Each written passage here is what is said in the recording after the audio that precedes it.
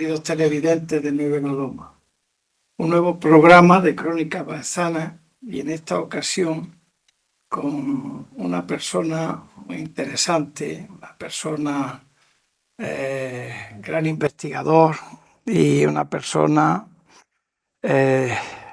muy centrado en Baeza, en nuestra provincia, en Jaén, que es muy querido y apreciado por todos, por su estudio, por su entrega al cargo que tiene y al que agradezco que haya aceptado la invitación. Se trata de don Francisco Juan Martínez Rojas. Hola, Francisco Juan, ¿qué tal? Pues muy bien, muy agradecido por la invitación. Bueno, pues como todos ustedes saben, el deán de la Catedral de Jaén y de Baeza es una persona pues muy querida en la ciudad de Baeza, en Jaén, en la provincia en realidad. Bueno, en la provincia y en Andalucía, porque también le otorgaron la medalla de Andalucía hace ya algunos años. Es muy cercano en nacimiento a nuestra ciudad de Vilches y bueno, allí hizo sus primeros estudios, también cursó bachillerato en el Instituto Virgen del Carmen de la capital y estudió de filosofía y teología en el Seminario Diocesano de Jaén. Se ordenó sacerdote en el año 85 y aparte de estas condiciones, pues es licenciado y doctor en Historia de la Iglesia por la Pontificia Universidad Gregoriana, donde hizo una importante tesis doctoral sobre la reforma eclesiástica en el Jaén del siglo XVI, abordando el pontificado de don Francisco Sarmiento de Mendoza. Tiempo después presentó al Instituto de Estudios Jiennenses al premio Cazabán gran parte de su tesis y lo obtuvo el premio Cazabán en el año 2002. Y aquí tenemos su libro, que es una monografía importante y potente. También está diplomado en Archivística por la Escuela Vaticana y diplomado en Arqueología Cristiana por el Instituto de Arqueología, por el Pontificio Instituto de Arqueología Cristiana, donde allí estuvo de profesor, que me imagino que ya en ese momento no estaría, Alejandro Recio Veganzone. Me dio clase de sarcófagos paleocristianos. Bueno, yo tuve una buena... Estamos hablando del año 84-85, sí, ya ha llovido algo. Ya ha llovido. Alejandro Recio, el padre Alejandro Recio, era un sabio realmente, y el que me habló y me abrió, digamos, los ojos de un baezano que yo quiero reivindicar en algún momento, que es Alfonso Chacón, que en Roma se Chacone, ¿no? Que es realmente el gran impulsor del estudio y descubrimiento de las principales catacumbas. Y que su tumba está todavía con la lápida, la inscripción en la Basílica de Santa Sabina de Roma, que es de los dominicos, porque Chacón era dominico. Sí, yo encontré en Roma documentación de sobrinos de Chacón que estaban en Roma también. Supongo que habrían ido allí un poco al amparo del tío, a principios ya del 17. Porque él se hizo cargo de la Biblioteca Vaticana un tiempo. Él fue escritor en la Biblioteca Vaticana, sí. Y hay algún manuscrito suyo allí de los mártires de Cardeña y lo bueno, pues sigue siendo una obra de referencia a la vida de los papas y de los cardenales, claro, que luego continuaron otros investigadores, pero que la primera redacción y la primera edición es suya. Es un personaje muy importante. Sí, yo quisiera un personaje del que hay que tirar. Hay muchos en Baeza, la verdad, pero este tiene un nivel importante. Bueno, pues Francisco Juan Martínez Rojas pues ha tenido distintos cargos pastorales, como se sabe. Aquí no lo vamos a decir todo, pero bueno, así significativos para nosotros su carácter de historiador. Es canónigo archivero diocesano desde el año 2002, canónigo bibliotecario capitular desde el 2003, delegado episcopal de Patrimonio y Relaciones Culturales, que es muy importante, y bueno, ha sido vicario general de la diócesis bastante tiempo con varios obispos, y en la actualidad, digamos, su cargo es deán presidente del excelentísimo Cabildo Catedralicio de Jaén, y que conlleva parejo el de nuestra ciudad, el de la Catedral de Baeza. Bien, tiene distintos libros publicados, es consejero del Instituto de Estudios Jiennenses, académico de número de la Academia de Bellas Artes Nuestra Señora de las Angustias de Granada, en fin, medalla de Andalucía del año 2011, es académico correspondiente también de la Academia de Toledo, en fin, otro, digamos, fue medalla al mérito de la Academia de Nuestra Señora de la Angustia, tiene distintos libros publicados, y, en fin, pero bueno, yo creo que todos los conocemos y seguimos un poco su trayectoria, y es una alegría pues que esté con nosotros, que nos pueda hablar de varias cosas de la catedral fundamentalmente y del comienzo del cristianismo tras la conquista de Fernando III en nuestra ciudad. Pero sí quería decir que realmente en estos 19 años que lleva en el cargo de deán de la catedral, pues ha trabajado con inteligencia, con denodo, ha marcado como un ritmo de trabajo, no solamente para las funciones de culto, sino de conservación del patrimonio. Y es muy de agradecer porque, digamos, yo he conocido siendo adolescente la catedral y adolecía de muchos problemas. Luego, la figura de nuestro paisano que está enterrado en una de sus capillas del claustro, don José Melgares Raya, realmente pues potenció de nuevo la catedral y acometió distintos trabajos. Pero digamos que esta labor casi de 20 años de Francisco Juan es muy significativa, atendiendo al culto sistemático y a la conservación del templo. Y la verdad ahora está en un momento muy bueno la catedral en ese estado. Así es que yo como ciudadano, como baezano y como cronista también, en definitiva, pues agradezco tu trabajo tan importante. Bien, pues vamos a hablar... Bueno, primero el cargo de deán pues es la máxima dignidad dentro, digamos, es la cabeza dentro de los canónigos que rigen la catedral. Por lo tanto, un cargo muy importante.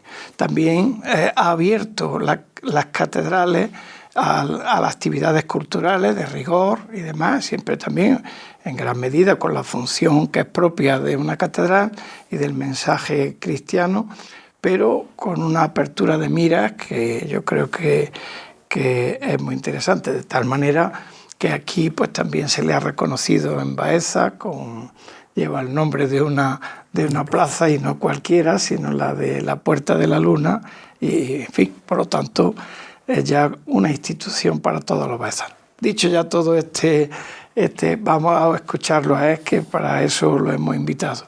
Vamos a ver. La ciudad se conquista definitivamente en 1226, el 30 de noviembre, y ahora pues celebramos los 800 años. Lógicamente, aquel hecho supuso un cambio de era, esa es la verdad, un cambio importante, puesto que incluso la población musulmana se va de la ciudad, por las circunstancias. Entonces, ese momento, la primera ciudad importante, digamos, del Valle del Guadalquivir es Baeza. Se había entregado Martos y Andújar en el año 25, pero en el 26 Baeza tiene un peso. Previamente se había nombrado obispo de Baeza a Fray Domingo. Entonces me gustaría que nos hablara de esos primeros tiempos, de la figura de Fray Domingo y cómo empieza la organización eclesiástica de la ciudad en aquellos tiempos. La política que se había pactado entre la Santa Sede y la Corona de Castilla era la de restaurar las sedes episcopales del periodo visigodo. Baeza había sido desde aproximadamente lo que se supone que es el traslado de la sede episcopal de Cástulo a Baeza entre el 656 y el 675. Hay datos de obispo en Baeza hasta el 862, el obispo Saro, que es el que hace la censura del apologético de la Besançon. Y aunque la crónica dice que cuando en 1147 Alfonso VII el emperador conquista Baeza, había un obispo mozárabe, la verdad es que eso es una hipótesis, yo creo que no tiene mucho fundamento. Entonces, al conquistarse Baeza, como tú muy bien has dicho, se habían conquistado ya antes en el 25 Martos y también Andújar, pero no habían sido, no habían tenido, sobre todo Andújar no había tenido el carácter de sede episcopal, porque Liturgi, la de sede de San Eufrasio, no era Andújar. Y entonces se impone la restauración de la sede episcopal. El arzobispo de Toledo, que acompaña a Fernando III el Santo, don Rodrigo Jiménez de Rada, un personaje pues muy interesante, le consulta al Papa sobre la nueva sede, cómo se iba a cubrir, qué obispo iba a ser nombrado. Él había recibido de la Santa Sede, podríamos decir que prácticamente plenos poderes, porque era legado plenipotenciario de la Santa Sede en ese proceso de reconquista territorial y de restauración eclesiástica. Y el Papa le dice que lo que él determine, puesto que tiene jurisdicción para poder hacerlo. Y él tenía ya como auxiliar desde años antes a este fraile de origen soriano, Fray Domingo, que era obispo titular de Baeza para la atención pastoral de los cristianos desde Toledo hasta el norte de Marruecos. Los cristianos, podríamos decir, mozárabes, que quedaban muy pocos, porque a los 10 años de la incursión de Alfonso VII el Emperador, 1157, los almohades vienen, entonces reconquistan, digamos, prácticamente todo el territorio hasta el puerto del Muradal y no permiten ya que haya presencia cristiana, ni siquiera pagando los impuestos que establecía la legislación musulmana. Y va a ser el primer obispo de Baeza pues desde 1227 aproximadamente hasta su fallecimiento. Él fallece entre septiembre de 1248 y marzo de 1249. Debía ser ya muy mayor porque el deán de la catedral, don Terrín, se le da como obispo auxiliar, porque ya debía estar pues eso muy... Incluso cuando Fernando III toma Jaén en 1246 no es él el que celebra la misa, es don Gutiérrez, el obispo de Córdoba. Debe estar ya pues bastante limitado físicamente. Incluso se habla de una especie de ictus que le podría haber privado incluso pues del habla. Pero fue realmente un gran organizador que marcó una impronta en la pastoral de la nueva diócesis, pues prácticamente hasta la caída del antiguo régimen, incluso desde el punto de vista nominal, ¿no? Porque él, como era dominico, cuando crea las parroquias no las llama parroquias, sino que las llama prioratos, como hacían los dominicos, ¿no? Y los párrocos no son párrocos, sino priores, hasta que no llega ya digamos, la reestructuración parroquial de los liberales en 1843 al 45, entonces ya se abandona la nomenclatura de prior y de priorato, ya se habla de párroco y de parroquia, pero eso es una impronta importante de Fray Domingo. Luego también, pues las historias tradicionales hablan de la difusión del rosario que realizó como dominico, incluso de una posible estancia de Santo Domingo no muy cierta por nuestras tierras.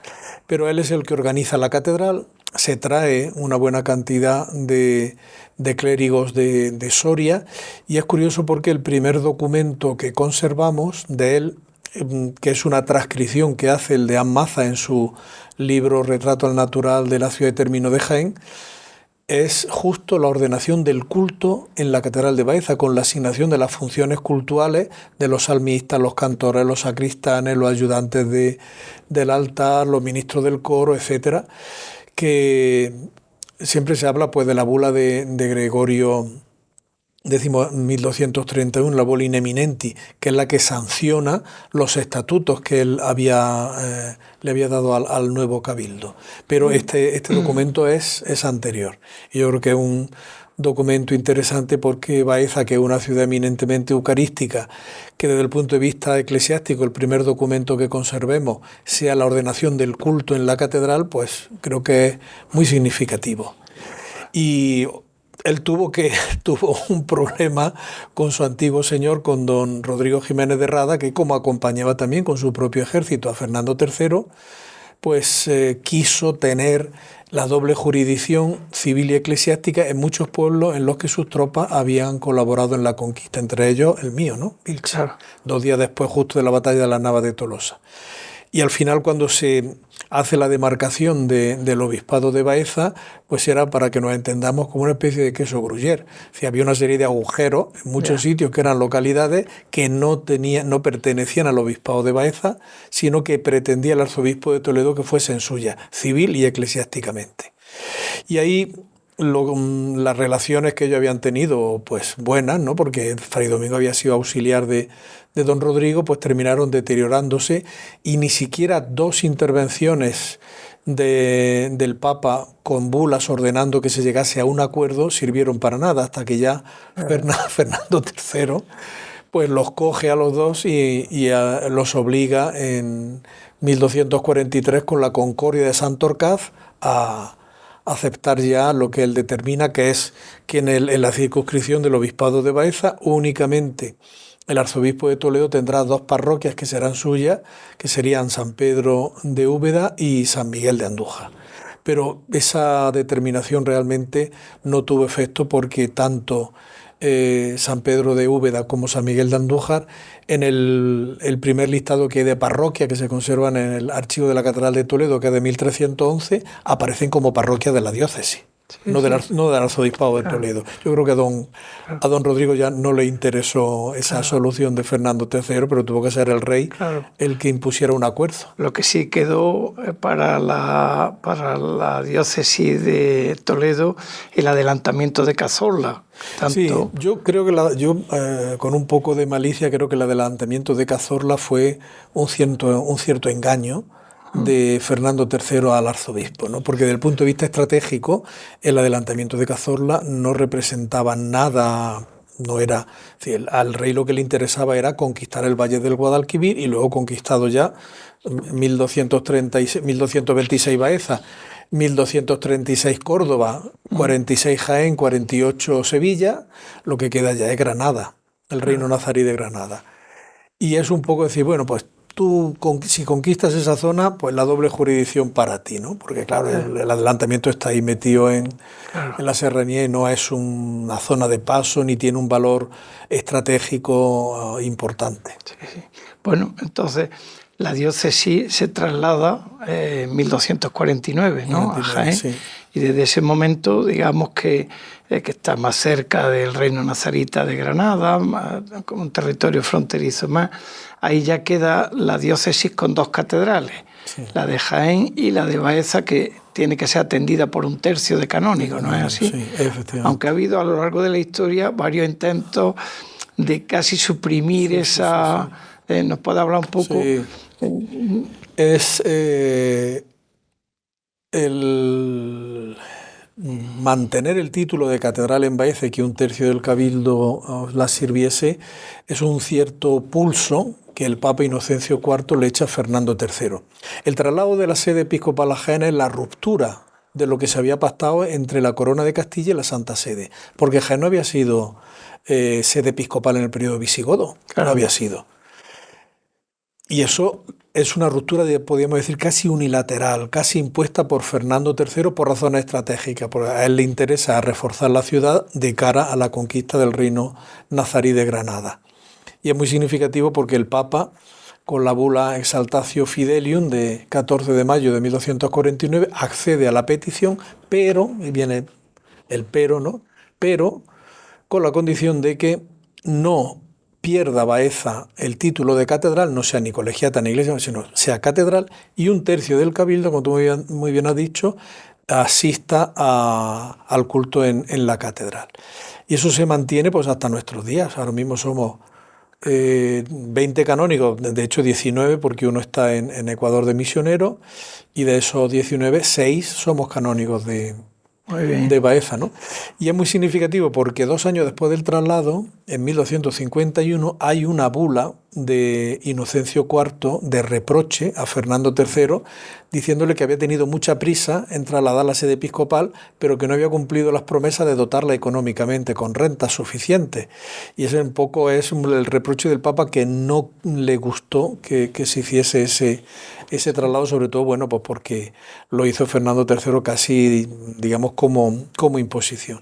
Y como tú has dicho, pues hubo determinados momentos, a principios del 18, siendo obispo don Rodrigo Marín Rubio, hay un intento, incluso hay hay algunas publicaciones, algunas alegaciones jurídicas pidiendo la supresión del título de catedral para que se quedase como iglesia mayor o también como colegiata.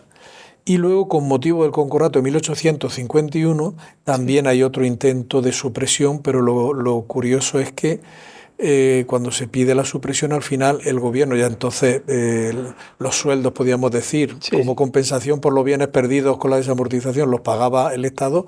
No solamente no se suprime, sino que se añaden dos beneficiados más para la residencia de Baeza. Bueno, bien, vemos la historia, pero bueno, aquí está felizmente la catedral, una diócesis con... La cátedra es el asiento del obispo, por lo tanto, aquí tiene su sede también. Bueno, pues vamos a hablar un poco de los aspectos formales del edificio, de su patrimonio y demás. Realmente la catedral pues ocuparía el espacio de la mezquita mayor. Como la mezquita mayor, anteriormente parece que hubo un templo, por lo menos está recogido en las fuentes, seguramente de la época del municipio romano, de Vivacia o de Viacia, según ya la etapa.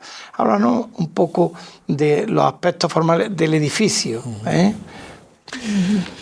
La Catedral de Baeza es yo suelo decir que es una lección de historia del arte, porque hay 3 fustes de columnas romanos, hay arcos almohades dentro de la torre, que era resto de la torre del alminar de la mezquita.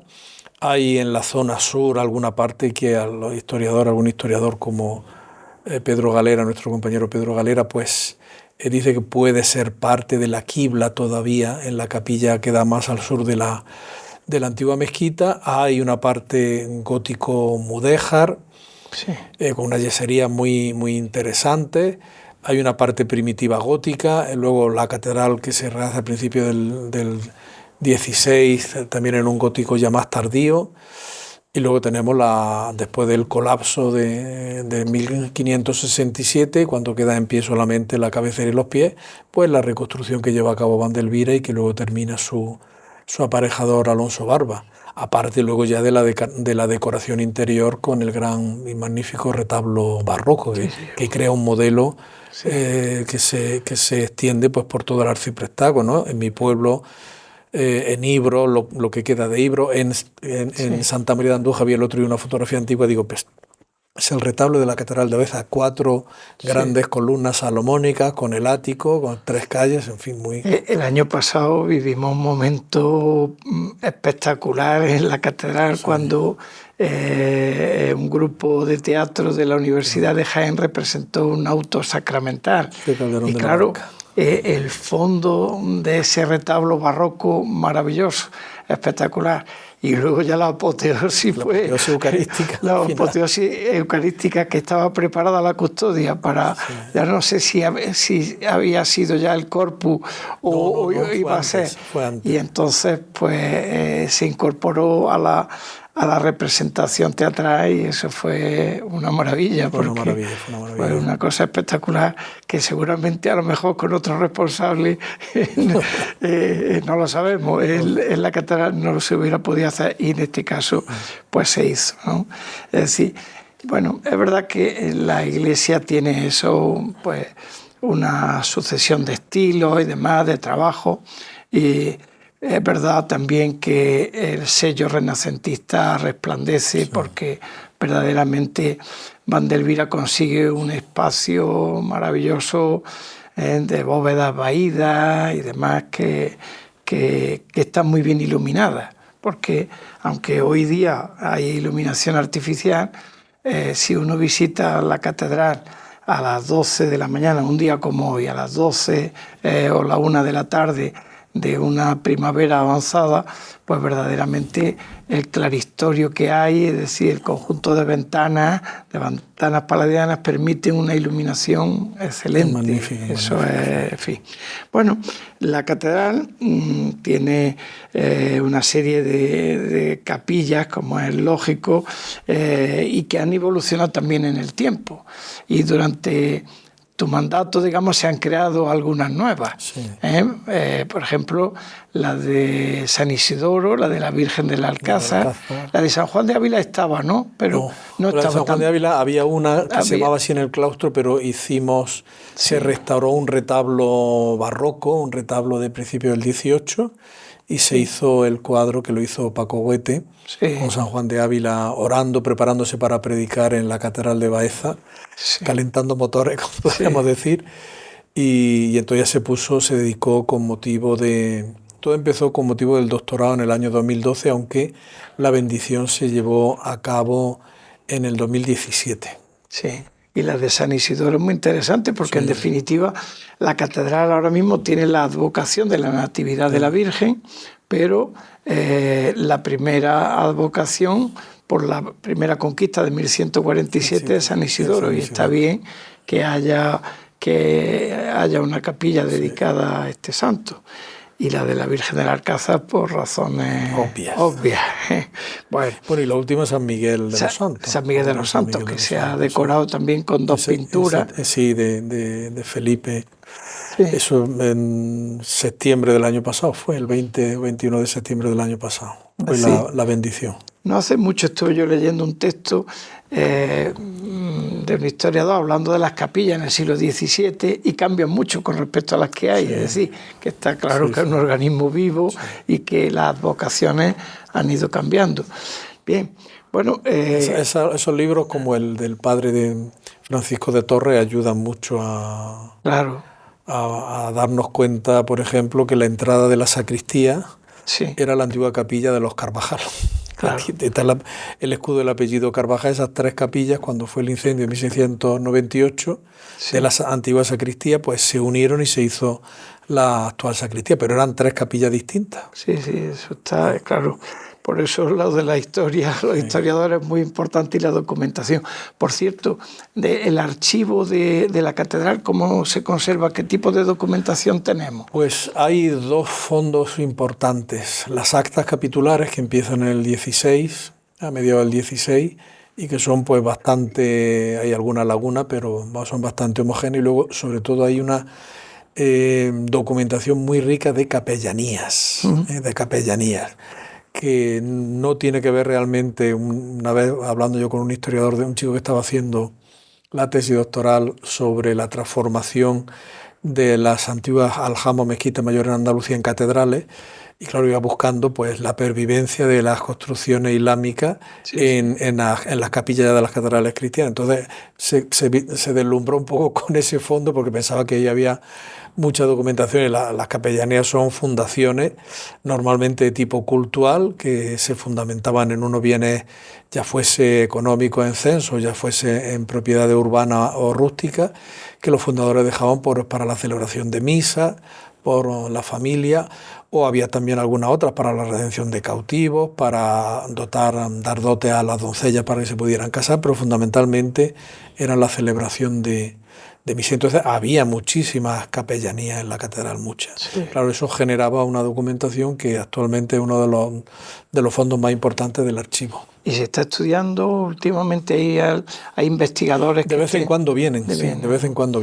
Hay investigadores de fuera e investigadores de aquí de Baeza que quieren ver. ¿Y el libro de fábrica han quedado? Porque libros de fábrica no han quedado, porque ¿verdad? Los libros de fábrica, la documentación económica es más bien la de las capellanías, y únicamente es las referencias que pueda haber en las actas del Cabildo, que sirven, ¿no? Pues, por ejemplo, el coro que hace y que dona el cardenal don Baltasar Moscoso y Sandoval en 1635, eso sí está bastante reflejado en las actas. El libro de fábrica es en realidad el documento donde se va anotando las obras, los pagos, las carpinterías, está ahí, es un documento pues lógicamente muy importante.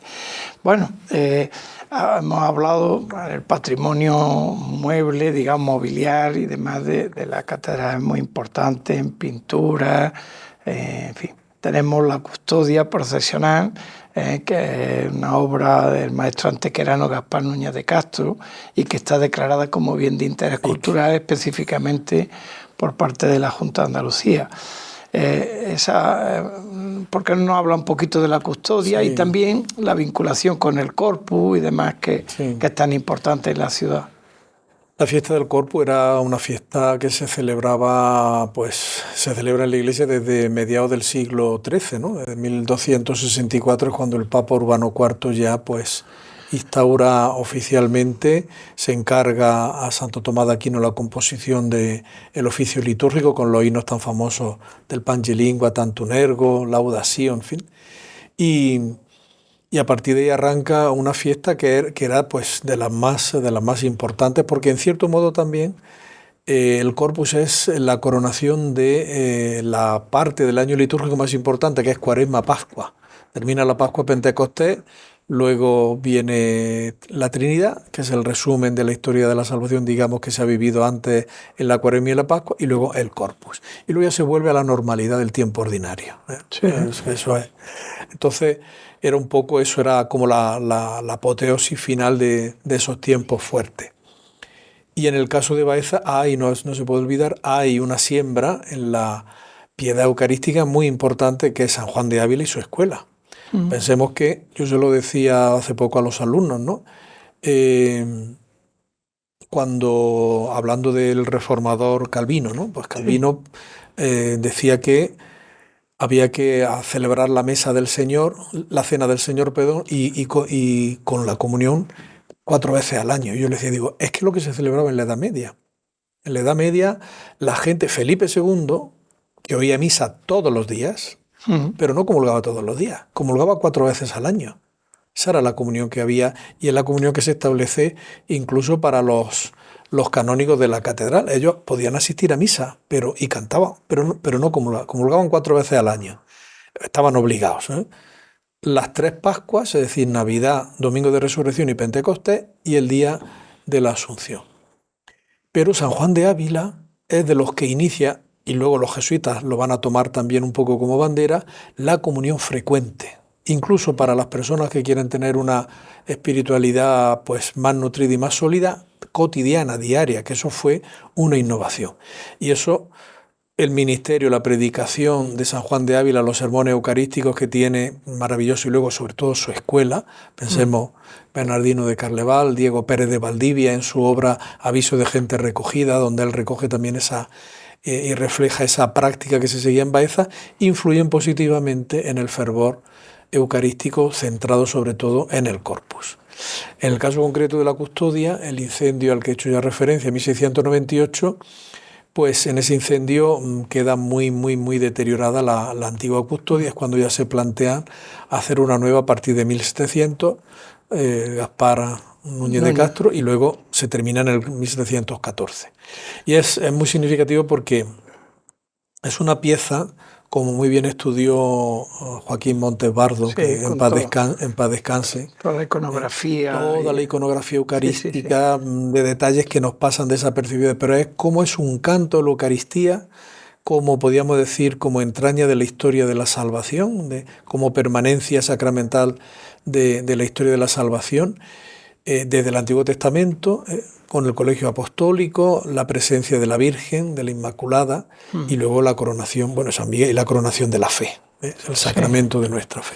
Entonces, una gran catequesis visual que recoge pues, lo que es la fe de la Iglesia sobre la Eucaristía, pero expuesta de una manera muy armónica y sobre todo de una manera pues, muy prolija, que, como te digo, con el libro de Joaquín pues te das cuenta muchas veces de detalles que de otro modo pasan desapercibidos. Joaquín Montes Bardo, que ya no está entre nosotros porque murió hace unos años, ha estudiado algunas cosas de Baeza, muy bien, la custodia, también la propia catedral, estudia el significado de las puertas, lo explica, o en la capilla de San Francisco de Baeza, e incluso el Palacio de los Escalantes, que se mantiene en la portada. Un buen personaje, catedrático del Instituto de Úbeda, y en fin, hice un estudio magnífico sobre el Salvador de Úbeda. Sí.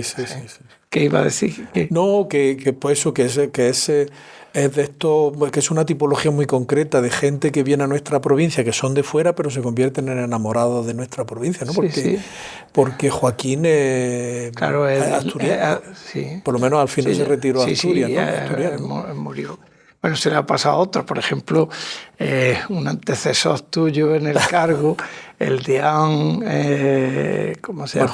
José Martínez de Maza. Sí. Martínez de Maza, en el siglo XVIII, era cántabro y ahí está, murió en 1805 en Jaén y aportó mucho para el conocimiento de Jaén, el impulso de la económica de Jaén, etcétera, etcétera.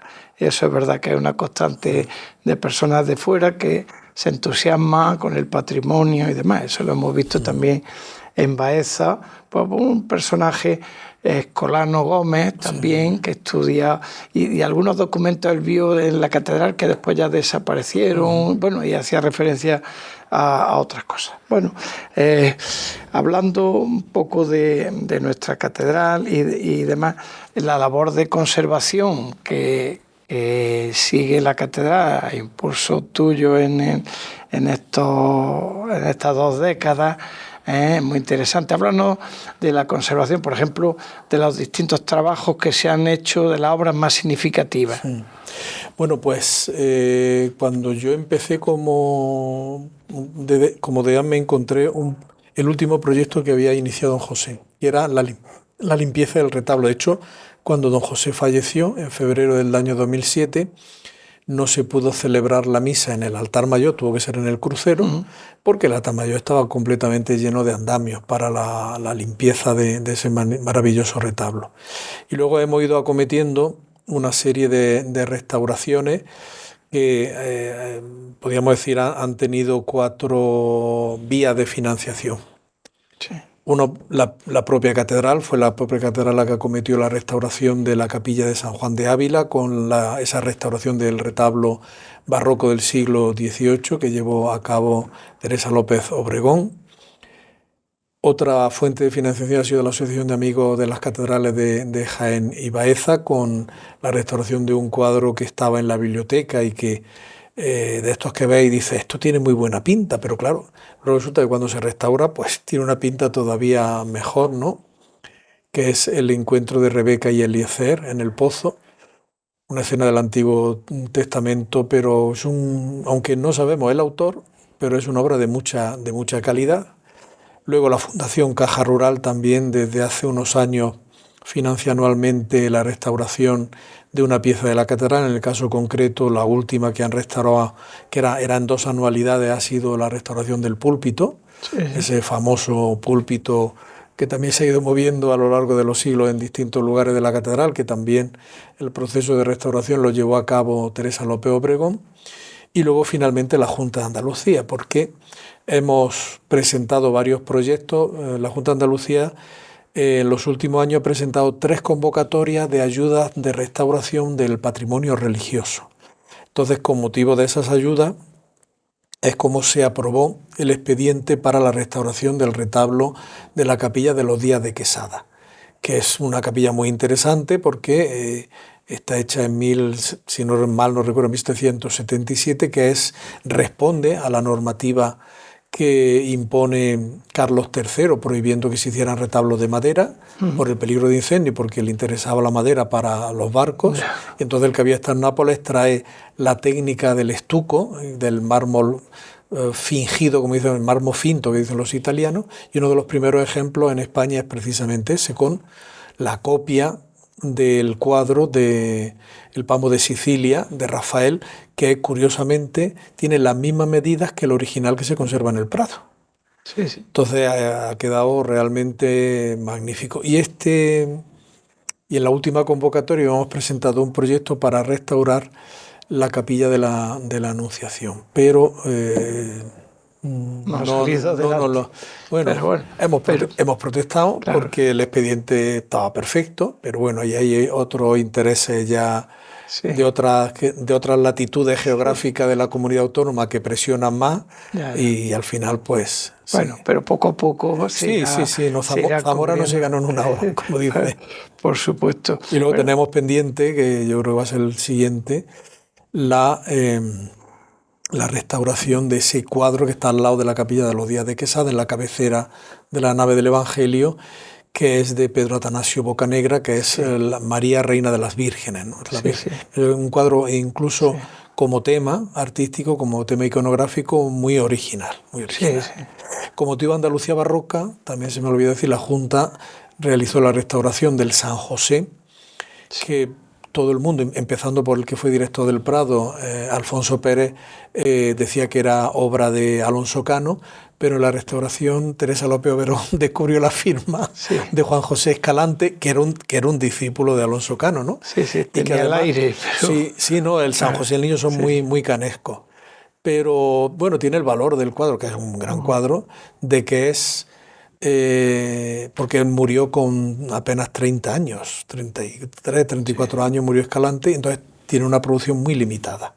Nosotros tenemos ese cuadro, lo mismo que el relieve del descendimiento de Cristo en la cruz en alabastro policromado, que también estuvo en la exposición de Andalucía Barroca en la que se hizo en Cádiz y también se restauró. O sea que ha habido varias... Es decir, que la línea de trabajo está claro, no solamente mantener el culto, que es la función principal, pero hay que conservar el patrimonio. Y un legado, yo recuerdo siendo adolescente, en fin, cuando los libros corales estaban algunos por el suelo en la sacristía y tal, en fin. Hoy ya, hombre, eso, por supuesto... Yo siempre digo que en indoeuropeo la palabra culto y la palabra cultura tienen la misma raíz. Entonces yo creo que son dos realidades que no se excluyen, que tienen que complementarse, que son necesarias. Claro. Hay una... para quien no lo sepa, la catedral tiene una biblioteca importante. Y el año pasado precisamente se reeditó el inventario que había hecho un baezano que publicó la Universidad de Jaén, que es Juan Moreno Uclés, publicó el inventario. Pero hablan un poco de la entidad de esa biblioteca, de algunos libros, porque hay uno, quiero recordar, el famoso libro de los comentarios del Templo de Salomón, según la visión de Ezequiel, de Jerónimo del Prado y Juan Bautista Villalpando, que es un libro de primer nivel y que no sé cuántos ejemplares quedarán en el mundo, pero vamos... Pero ahí tenemos con dos tomos. Hablan un poco de la entidad. Es una biblioteca que tiene libros importantes en el sentido de que hay libros que provienen de donaciones de canónigos, otros provienen del seminario y otros de la universidad, y algunos incluso de algún convento, como el de franciscano Recoleto de San Buenaventura. Sí.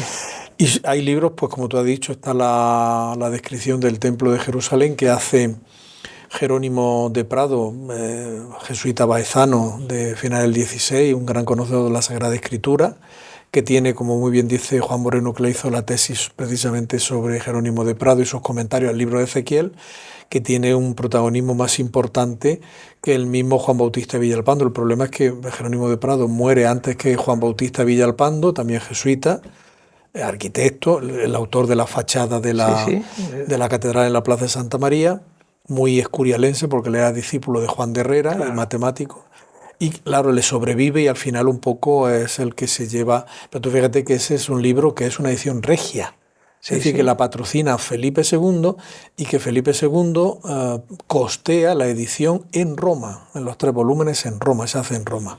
Yo tengo la hipótesis de que el mismo rey, que era listo, quiere que se publique en Roma para evitar problemas con la Inquisición aquí.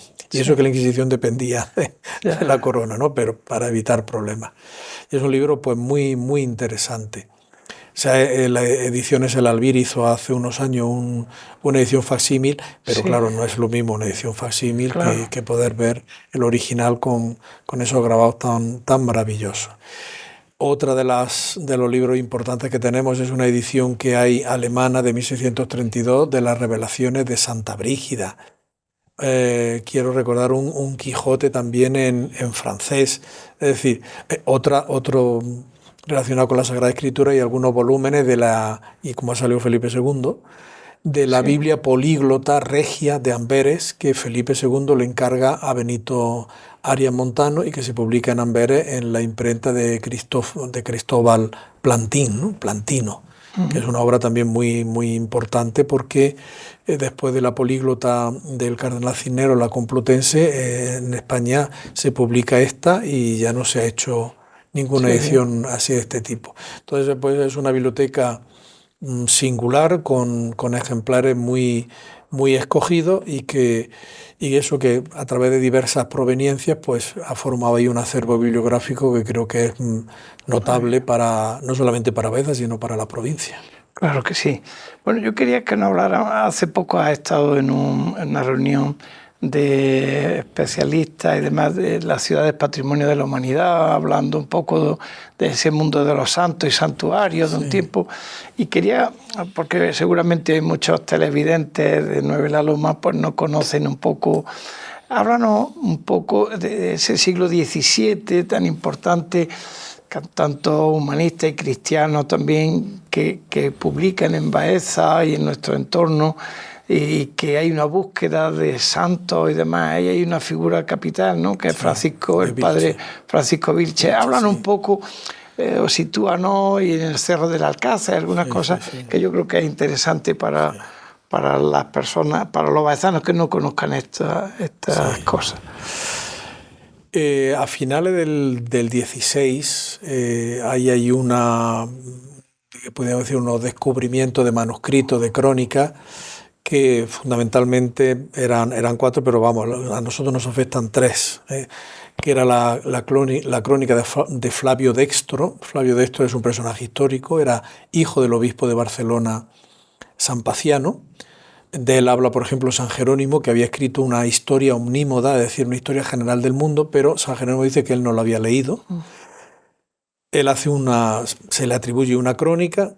Luego está la crónica de Liutprando, un clérigo hispano que termina siendo obispo de Cremona, y luego la de Julián, el arcediano, el arcipreste, de la parroquia de Santa Justa de Toledo, que era un cristiano mozárabe. Entonces, esos libros permiten reconstruir la historia del cristianismo en España de manera muy simbólica, desde la llegada, el año 36, del apóstol Santiago, hasta el año 1085, que es la reconquista de Toledo por Alfonso VI, que tiene un valor simbólico, porque Toledo había sido la capital del reino visigodo. Entonces volvemos a recuperar la capital de lo que fue nuestro hasta que nos echaron. Entonces ese ¿cómo se llama?, goticismo tan presente en la Edad Media española. Esas crónicas se publicaron entre 1626 y 1627. Claro, la imprenta da una difusión muy grande. Y eso motivó 2 excavaciones arqueológicas en 2 sitios distintos de Jaén, sobre todo, fundamentalmente, más el cronicón de Flavio Dextro, que fue Arjona, la antigua Urgabo, y Unebayuna, una localidad importante que ya a principios del siglo IV, en el concilio de Elvira, está presente, representada por un presbítero. Ahí es donde se ubica el martirio de 2 militares, con algunos otros compañeros mártires, San Bonoso y San Maximiano, el año 308, durante la persecución de Diocleciano. Y luego, al año siguiente, las excavaciones se publican en 1626-27 las crónicas, en el 28 se hacen las excavaciones en Arjona, y en el 29 el padre Francisco Vilche, que era un hombre al que en la correspondencia de los jesuitas se le valora como, por ejemplo, se le dan las órdenes mayores sin llevar 5 años como jesuita, con lo estrictos que eran entonces los jesuitas, y se le permite seguir estudiando 2 años más teología por las capacidades que tenía. Pues él desea hacer lo mismo con Baeza y le pide permiso al cardenal Moscoso y Sandoval. Entonces se hacen 3 campañas arqueológicas de excavaciones. Una de 1629-1630, otra que se hace en 1630 se va el cardenal a Roma y no vuelve hasta el 33. Otra que se hace a la vuelta del cardenal, 1633-34, y otra que se hace ya pues posteriormente en hasta 1639, del 37 al 39. Entonces ahí se hacen unas excavaciones en el Alcázar, en el que se encuentra una serie de restos. Padre Francisco de Vilche, hay un dato en una carta del viceprovincial de los jesuitas al padre general Muccio Vitelleschi, en el que dice que el padre Francisco Vilche ha hecho un libro sobre los mártires de su obispado y que quiere imprimirlo. No se imprimirá hasta 1653. Sí. Pero el dato es de casi 20 años antes. Y él recoge en ese libro Santo y Santuario del Obispado de Jaén y Baeza, recoge la historia de esas excavaciones arqueológicas y lo que él interpreta como hallazgo de los huesos de los primeros mártires, entre ellos el obispo Víctor, obispo de Baeza, junto con otra serie de mártires. Hay un historiador que dice que iban buscando restos de mártires cristianos del siglo I y encontraron huesos con 2500 años antes de Cristo. Claro, que sería de la edad del bronce, claro. Seguramente que el Cerro del Alcázar es tan rico. Además tiene esa posición estratégica que es lógico. Sí. Pero es curioso porque el padre Vilche dice, encontraron un horno pequeño, y dentro una fábrica humana, es decir, un esqueleto humano en posición orante. Claro, ¿qué es el horno? El horno es una tumba que se rodeaba de piedras. Claro. Y luego el difunto supino que se llama en posición fetal, claro. Culto supino, que es como se enterraba. Y entonces se interpretaba como que tenían hasta enterrado, inhumado, estaban rezando, ¿no? Todo ahí se genera también que es un sobrino del padre Vilches, el que encuentra una imagen de la Virgen muy a la romana, que el padre Vilches decora, viste y le pone joyas, y que se lleva a la catedral, y la famosa Virgen de los Mártires. Virgen de los Mártires, ¿no? Es la que está por lo menos como tradición se dice, es la que está en el altar mayor, pero no debe ser. No es esa, porque esa es de madera. Claro. Y la que el padre Vilches dice que era de piedra. Claro. Entonces estuvo ahí porque se lleva allí, se le hace una fiesta y demás, pero no sé cuándo, yo me da la sensación que debió de ser en el siglo XVIII, cuando en el Cabildo había una fuerte corriente ilustrada, como tú has citado al de Maza, no solamente era Maza, había muchos más, que yo creo que me da la sensación que dijeron vamos a quitar eso, porque había esa idea de que había que purificar todos esos santos que se habían añadido en el periodo del cardenal Moscoso y Sandoval al calendario propio de Jaén, pero que no se correspondían a la historia auténtica y real, y por lo tanto pues había que quitarlo. Bueno. Pero sería muy interesante ver, porque él hace una descripción, ¿no? Como si fuera una noble matrona que tiene en brazo a un niño, etcétera, ¿no? Bueno, estamos viendo todas estas cosas, la historia eclesiástica de nuestra ciudad tan importante y demás.